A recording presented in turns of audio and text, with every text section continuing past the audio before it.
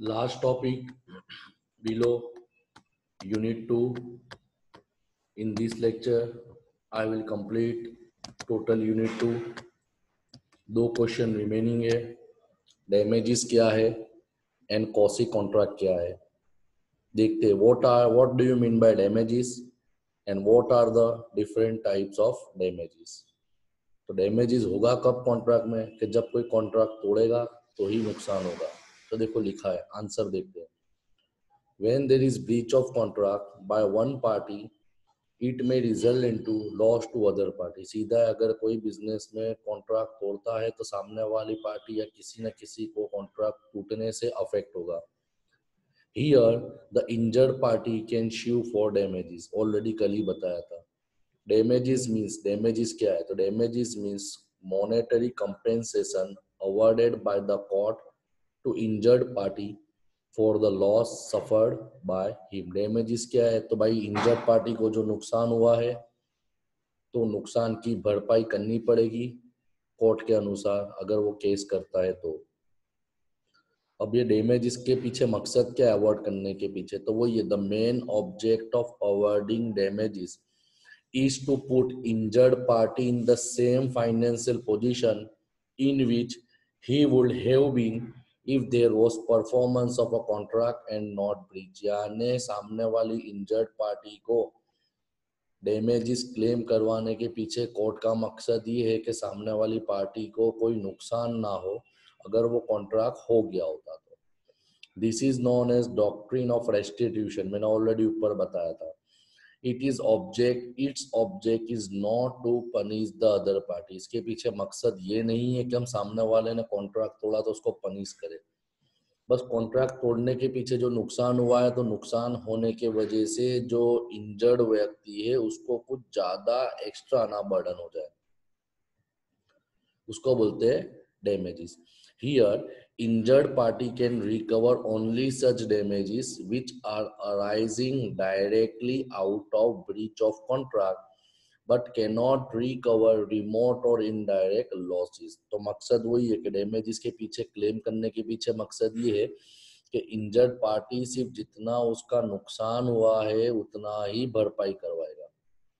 वो indirect loss ने फालतू के एक्स्ट्रा कंपेंसेशन क्लेम नहीं कर सकता. वो इफ कंडीशन अप्लाई. कंडीशन क्या है वो डिटेल में जानने की जरूरत नहीं है. अब सवाल क्या था? What are the types of damages. तो पहला आता है ऑर्डिनरी डैमेजेस. ऑर्डिनरी डैमेजेस क्या होते हैं? तो ऑर्डिनरी का मतलब क्या होता है? सामान्य नुकसान. जैसे मैंने कल पढ़ाया था आपको, ordinary damages are those damages which are directly and naturally arising in usual course of thing from the breach of contract. Ordinary damages are calculated by finding out difference between contract price and market price on the date of breach of contract. जैसे already मैंने पहले ही आपको बता दिया था कि जैसे दाखला तरीके भाई मैंने मिस्टर ए के साथ कॉन्ट्रैक्ट किया था 10 रुपए के भाव में, मगर जब मिस्टर ए ने कॉन्ट्रैक्ट तोड़ा तो उस समय मार्केट में वो प्रोडक्ट की कीमत 14 रुपए चल रही थी. कितने रुपए चल रही थी? 14 रुपए. तो मार्केट में कीमत 14 रुपए चल रही थी, मैंने मिस्टर ए के साथ कॉन्ट्रैक्ट किया था 10 रुपए का. तो मैं सिर्फ कितने रुपए उसके पास क्लेम कर सकता हूँ? 4 रुपए के हिसाब से. क्यों? क्योंकि 10 रुपए तो मैं पहले यूं भी उसको देने ही वाला था. तो उसको बोलते हैं ordinary damages. Clear? Second one is special damages. Special damages का मतलब क्या होता है? तो ये भी मैंने बताया था कि कोई स्पेसिफाई पहले से कर दिया होता है. जैसे some time there exist certain special situation which may give rise to special loss if there is breach of contract. In such case, if the special circumstances were informed, wording पे ध्यान देना, were informed by one party to other party at the time of formation of contract, the party can claim special damages. मैंने बताया ना, law के अंदर rules and regulation है कि जब आपने कॉन्ट्रैक्ट करा था तब उसको वो सिचुएशन बता दी थी कि देख भाई ऐसा होगा तो मैं ये करूंगा. तो such type of damages the person can claim, injured person, is called special damages. Two conditions are necessary. Number one, an event must be special, कि जो तुमने कॉन्ट्रैक्ट करा वो स्पेशल होगा.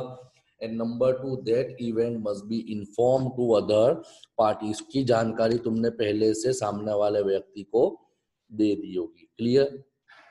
देखो एग्जांपल पढ़ो। A deliver some machine to Indian railway to be delivered at Bombay where there is industrial exhibition. He informed the railway that machine are for exhibition. उससे specify बोल दिया था कि जो मशीन है वो एग्जीबिशन के लिए न, वो बॉम्बे में 10 जुलाई के पहले चले जाने चाहिए, but the machine arrive late, so here A can claim special damages for the loss of profit of exhibition. समझ में आया? Third one is exemplary, vindictive, retributive और पनेटिव। पनेटिव का मतलब सामने वाले को पनिश करने के मकसद से डैमेजेस क्लेम करना। The main purpose of such damage is to punish the party for the breach of contract. As they are punitive in nature, they have no place in the law of contract. However, in the following two cases, such damages may be awarded by the court. Same point है, when person promise to break a promise to marry, शादी का relation तोड़ना, वादा तोड़ना, या तो cheque bounce होना। Cheque bounce होता है तो आपके अकाउंट से बाउंस चार्ज कट जाते हैं। ये पनिटिव डैमेजेस हुआ ताकि अगली बार तुम ऐसा कोई काम ना करो। चौथा आता है नॉमिनल। नाम से ही पता चलता है ना, नॉर्मल यानी नॉमिनल, यानी इतना तो चला आएगा, इसको अपने इग्नोर कर सकते हैं। In case of breach of contract, when injured party has not suffered any loss out of breach of contract, then the damage is recoverable by him are only nominal. Example, damage of very small value, say 1 rupees, 2 rupees, 10 rupees, उसको बोलते हैं nominal damages. उसके बाद आता है damages for the loss of reputation. ये थोड़ा typical है। Such damages are not recoverable, so they are not usually allowed. सीधी बात है ना, बेस्ट एग्जांपल बाउंस होना। However, in case of dishonor of check by bank without proper reason, such damages are awarded by the court. Here the principle is smaller the amount of check, larger the amount of damage. सीधा है ना कि तू बिना कारण contract तोड़ देना जिससे तुम्हारी image, position, market value, goodwill पर असर होता है, तो उसका क्लेम तुम कर सकते हो। उसके बाद छिल्ला आता है डैमेजेस फॉर इनकन्वीनियंस और डिस्कम्फर्ट। डिस्कम्फर्ट का मतलब तुम सूटेबल नहीं है, तुम उससे जान नहीं हो। Damages can be recovered for physical convenience and discomfort arising out of breach of contract. Clear? ये तुम्हारा हुआ special damages. Next question is quasi contract. Quasi contract क्या है? बेसिकली कॉसी कॉन्ट्रैक्ट कोई कॉन्ट्रैक्ट ही नहीं है, मगर ये क्या बताता है, तो ये तुम्हारे टर्म्स एंड कंडीशन बताता है कि अगर हुआ होता तो। देखो देखते हैं, what are quasi contract? Explain the provision of Indian contract act for quasi contract. Explain the provision of Indian contract act for quasi contract. Quasi contract क्या है? बेसिकली तुम्हारे एग्जामिनेशन का रिपीटेड शॉर्ट नोट में पूछा जाने वाला question है। देखते हैं, according to Indian contract Act, quasi contract means certain relation resembling appearing as a contract, certain relation which are similar to contract. इसके लिए मैंने आपको पहले ही बता दिया कि ये कोई कॉन्ट्रैक्ट नहीं है, ये कोई कॉन्ट्रैक्ट नहीं है, कॉन्ट्रैक्ट के सिमिलर है। देखो देखते, there are certain relation in which law has imposed certain duties on one party and give certain right to other party. As these rights and duties are similar to contractual right, such relation are known as quasi contract. समझ में आया? Basically कोई contract हुआ ही नहीं है, मगर situation और condition ऐसी होती है कि it is similar to contract. इसके लिए उस टाइप के कॉन्ट्रैक्ट को quasi कॉन्ट्रैक्ट बोलेंगे। 5 टाइप से अंदर देखते डिटेल में। In fact, they are not contract, they are similar to contract. Quasi contract are also known as semi contract, implied contract और constructive contract। ये MCQ में आ सकता है, इसको तुम अंडरलाइन कर लेना। quasi contract क्या है? Clear? It is similar to semi contract, implied contract और constructive contract. Thus, in quasi contracts, doctrines are created by law not by contract. ये भी एमसीक्यू में पूछ सकते हैं कि यहाँ पे जो जिम्मेदारी है वो कायदे से होती है, कोई कॉन्ट्रैक्ट करने की जरूरत नहीं होती है। कौन सा कॉन्ट्रैक्ट क्या है? विच आर कौन सी कॉन्ट्रैक्ट? मैंने बोला ना 5 टाइप के कॉन्ट्रैक्ट्स इंडियन कॉन्ट्रैक्ट एक्ट ने एक्सटेंड करे हैं। Section 68 to 72 deal with 5 kind of relation which are considered as a quasi contract. They are discussed below. Number 1, supply of necessary। Minor में पढ़ चुके थे तुम लोग। सप्लाई ऑफ नेसेसरी का मतलब जो प्राथमिक जरूरियत है उसको पूरा करना। तो चाहे वो सामने वाला पार्टी माइनर हो, अनसाउंड हो, लुनाटिक हो, कि कोई भी हो, केपेबल हो कि नॉट केपेबल हो, उसको तुमने नेसेसरी वस्तु सप्लाई करी है तो उसको पेमेंट करना पड़ेगा। वो ऐसा नहीं बोलेगा मैं माइनर हूँ, मैं ड्रंकन पर्सन हूँ, मैं लुनाटिक हूँ, मैं इडियट पर्सन हूँ। Clear? When necessary of life are supplied to an incompetent person like minor or mad person, supplier has a right to recover reasonable price of necessary supplied out of the property of such incompetent person. Here, it is the duty of and such incompetent person to pay reasonable price necessary supply to him out of his property। भी पढ़ा था, उसको उसकी property बेच के भी देना पड़ेगा। This duty arise under a quasi contract and not under a contract, क्योंकि माइनर के साथ एग्रीमेंट वॉइड है, पढ़ा था। ड्रंकन पर्सन के साथ वॉइड है, मत करो। मगर बताया कि अगर उनको तुम नेसेसरी प्रोडक्ट सप्लाई करते हो तो उनको पेमेंट करना पड़ेगा। देखो लिखा हुआ है, एग्जाम्पल पढ़ो। If supplier supply food or medicine to minor, he can recover his price from the property of minor. But he supply color TV, its price cannot be recovered। समझ में आया कि भाई नेसेसरी में टीवी फ्रिज एसी नहीं आता। Clear? Point number 2, payment by interested party. बहुत important point है, सेक्शन 69। इसको मैं पहले एक एग्जांपल के तौर पे समझाऊंगा, ऑटोमेटिकली आपको समझ में आ जाएगा। जैसे मिस्टर फुरकान के तौसीफ सैयद को 5,000 रुपये देने। मिस्टर फुरकान को तौसीफ सैयद को 5,000 रुपये का पेमेंट करना है। अब मैंने कंडीशन ऐसी रखी थी कि अगर मिस्टर फुरकान 30 सितंबर पहले 5,000 पे नहीं करेगा तो उसको रोज के 100 रुपये इंटरेस्ट के साथ पेमेंट करना पड़ेगा। यानी अगर वो 5 दिन लेट पे करेगा तो 5,000 के साथ 500 रुपये इंटरेस्ट, 8 दिन लेट पे करेगा तो 5,000 के साथ 800 रुपये इंटरेस्ट। तो फुरकान भाई ने क्या बोला? फुरकान भाई ने मिस्टर परवेज से बात की कि भाई परवेज प्रॉब्लम है इसी। तो परवेज ने क्या बोला? फुरकान मैं तेरे बदले अभी तौसीफ भाई को 5,000 का पेमेंट कर देता हूँ। शब्दों पे ध्यान देना। तो फुरकान का पेमेंट इंटरेस्ट लेके किसने पे करा? मिस्टर परवेज ने। तो मिस्टर परवेज, फुरकान मिस्टर परवेज को ना नहीं बोलेगा, भाई मैंने बोला था। फुरकान को आने वाले समय में मिस्टर परवेज को 5,000 की भरपाई करनी पड़ेगी। उसको बोलते payment by interested person. When a person make payment on behalf of another person, he has a right to get reimbursement of the amount from it। सीधा उसके पास अधिकार, वो मांग सकता है। एग्जाम्पल देखो, in order to prevent B from certain loss, A makes payment। Here A has a right to recover this amount from B। यानी परवेज भाई फुरकान पास से कभी न कभी 5,000 रुपये मांगने का अधिकार रखते हैं। अब इसकी कंडीशन क्या है? तो देखो, the payment should be bona fide for the protection. Payment should not be voluntary. ऐसा नहीं कि नहीं देता तो चल जाता, देना पड़े इसी पोजीशन थी। इसके लिए परवेज भाई ने उसको नुकसान से बचाने के लिए, इंटरेस्ट से बचाने के लिए फुरकान का पेमेंट कर दिया। The payment must be such that other party is bound by the law to pay. Payment ऐसा था कि फुरकान को पे करे बिना कोई छुटका नहीं था। तो ये कंडीशन में भी कोई कॉन्ट्रैक्ट नहीं था फुरकान और परवेज के बीच में। फिर भी कॉन्ट्रैक्ट क्या बोलता है कि भाई कौसी कॉन्ट्रैक्ट है, एक जात का कॉन्ट्रैक्ट है। कायदे के हिसाब से फुरकान को परवेज को पेमेंट करना पड़ेगा। तीसरा आता है ऑब्लिगेशन यानी liability to pay for non gratuitous act. Non gratuitous act का मतलब क्या होता है, मैं समझाता हूँ कि भाई मुझे मोहम्मद फैजान मुझे माल पहुंचाना था मोहम्मद फैजान के घर, जिनका मकान नंबर है 302 वाड़ी। मुझे माल देना था मोहम्मद फैजान को, जिनका मकान नंबर है 302।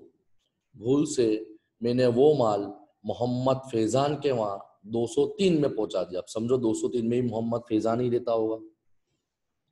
भेजना था 302 में, माल चले गया 203 में, तो 203 वाले ने क्या करा, अपना माल समझ के उसको वापस लिया।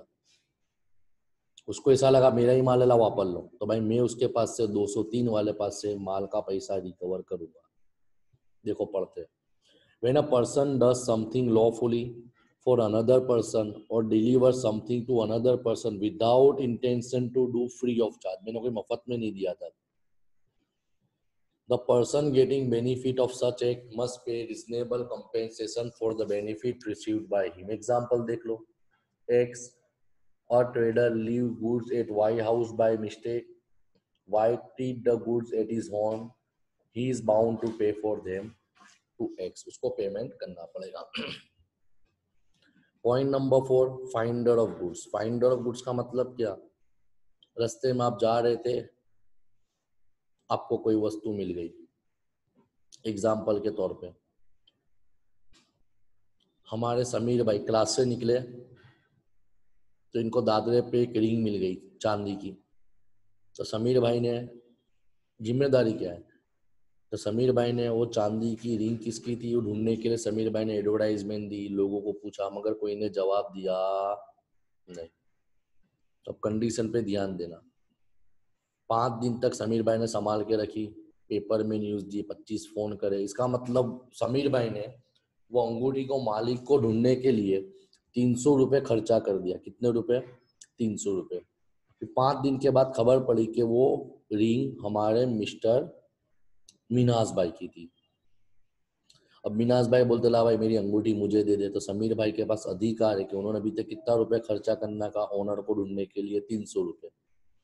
तो मिनहास भाई को, समीर भाई को 300 रुपये का पेमेंट करना पड़ेगा। अगर वो पेमेंट नहीं करते, अगर वो पेमेंट नहीं करते तो समीर भाई उनको रिंग प्रोवाइड करेंगे नहीं। ये कायदा बोलता है, उनके बीच में एग्रीमेंट थोड़ी हुआ था। देखो, a person who find goods of another is a finder of goods, his duties are similar to bailee, unit 3 में पढ़ोगे।